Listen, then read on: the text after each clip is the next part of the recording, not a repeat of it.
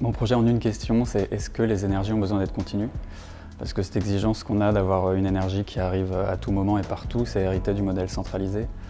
Et avec les énergies renouvelables se pose notamment la question de la constance et de l'intermittence. Et donc moi je me suis demandé, est-ce qu'on ne peut pas apprendre à habiter les discontinuités? Et une fois qu'on pose la question en ces termes, en fait, on peut reconsidérer tout un ensemble de phénomènes et d'activités qui nous entourent et voir comment ça peut satisfaire au moins une partie de nos besoins et de nos envies. Pour cette partie du projet, je travaillais sur la banlieue pavillonnaire, qui a un contexte particulier. Je l'ai choisi pour son artificialité et je me suis demandé comment une écologie entre guillemets sans nature pouvait y être pratiquée. La particularité de ces habitats, c'est qu'ils sont de moins en moins dessinés par des architectes, donc ils sont de moins en moins pensés en fonction du site qui les accueille. Et donc moi, ma tentative, ça a été à l'échelle de l'objet de les relier en fait au milieu dans lesquels ces maisons s'inscrivent. Le premier objet sur lequel j'ai travaillé, c'est une gargouille hydrogénératrice, donc qui produit du courant à partir de l'eau de pluie. Et à partir de cette gargouille, je me suis demandé, plutôt que stocker l'électricité de manière classique, ce qui est assez coûteux et peu écologique, je me suis demandé si on ne pouvait pas stocker l'eau en fait, comme un potentiel. Donc j'ai collaboré avec des zingueurs pour développer un deuxième objet, qui est un réservoir à eau à poser sur un toit. Et donc ça reproduit en fait un barrage électrique mais à l'échelle de l'habitat. Et donc c'est des modules qui contiennent à peu près 120 litres et on peut les assembler en forme d'escalier pour multiplier les chutes possibles et les retenues possibles en fait. En parallèle de ça, j'ai observé les mâts d'antennes télé qui constituent une prise au vent assez importante et je me suis demandé si on ne pouvait pas créer des éoliennes en fait qui se poseraient sur ces antennes. Et pour les pales de mes éoliennes, je ne voulais pas travailler sur des injections plastiques ou de la fibre de verre avec de la résine.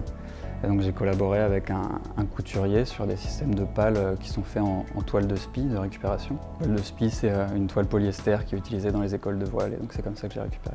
Et donc l'usage de cette éolienne, je l'ai pensé intermittent, c'est-à-dire qu'elle ne sert pas à faire une énergie constante, elle sert à pomper l'eau, et notamment à pomper l'eau d'un module à un autre. Et donc ça permet de multiplier le potentiel en fait, de reproduire le potentiel de chute d'eau. Donc à partir de cet usage de l'éolienne pour pomper l'eau, je me suis mis à développer un travail sur les circuits, et notamment sur les circuits d'eau chaude. J'ai développé cette structure qui est en dérivation d'un circuit d'eau chaude classique et qui est apposé au-dessus d'une zone, comme un lit par exemple, pour chauffer une zone plutôt que de chauffer l'espace entier. Donc en fait c'est une sorte de baldaquin un peu revisité. Donc un peu dans la même idée, il y a ce radiateur assise dont le but c'est de chauffer une personne plutôt que de chauffer l'espace. C'est un principe qui est déjà travaillé par des designers notamment. Il y a Guillaume Gendrin qui a travaillé là-dessus il y a quelques années. Et moi, ma proposition, ça a été de collaborer avec un marbrier et de découper simplement un disque de travertin qu'on a aussi fraisé et qu'on a posé sur un radiateur. Et donc le radiateur est mobile, donc il peut évoluer dans l'espace pour chauffer une personne ou alors continuer à chauffer l'ensemble de l'espace quand il y a plusieurs personnes dans la pièce.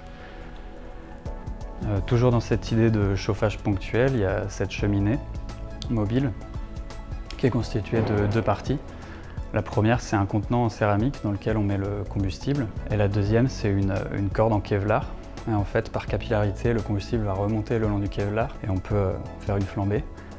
Dans ce genre d'objet, c'est important de se poser la question de l'origine du combustible. Et en fait, j'ai travaillé avec un youtubeur qui est aussi un chimiste, qui s'appelle Émile Escoud, et qui fait de l'éthanol à partir de pommes gâtées. Donc il y a une petite flasque qu'il a réalisée pour l'exposition. Dans la poursuite de cette idée de travailler sur des énergies qui sont ponctualisées, j'ai appliqué le même principe à l'éclairage, avec cette lampe qui éclaire une zone ponctuelle plutôt que l'espace en entier. Donc elle fonctionne sur des fils conducteurs, donc c'est un vecteur d'énergie en fait qui est ouvert et on peut positionner la lampe un peu où on veut. Comme ça fonctionne en basse tension, c'est vraiment sans danger. J'ai reconsidéré les extracteurs éoliens, qui sont des formes aérodynamiques disponibles.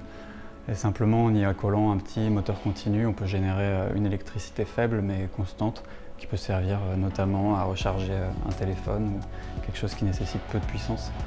Le dernier objet, c'est un chauffe-eau solaire. Il est réalisé à partir d'une parabole. Les paraboles, c'est des objets qui deviennent obsolètes en fait, avec l'arrivée d'Internet, du câble et tout ça.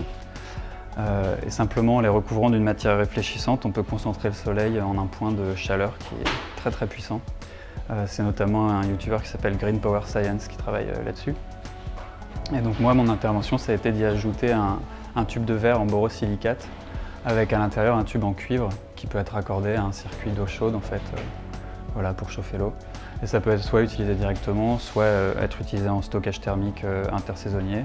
C'est ce que je propose aussi, ce que j'évoque dans le film. Parce que le thermique en fait se conserve très bien à la différence de l'électricité. À la base, c'était vraiment une fascination un petit peu pour un certain nombre de phénomènes qui nous entourent, un certain nombre d'activités, tout ce qui bouge en fait autour de nous. Et je me posais un petit peu la question est-ce que c'est réaliste de les envisager ou pas comme des solutions, et la question est encore ouverte. Mais en fait, le fait de travailler sur les temporalités et de dire on n'a plus besoin des énergies continues, ou en tout cas on n'a pas besoin qu'elles soient toujours continues, ça a permis d'envisager ces phénomènes de manière plus sérieuse, ou en tout cas plus probable. Et voilà, donc c'est un peu comme ça que ça s'est construit, quoi.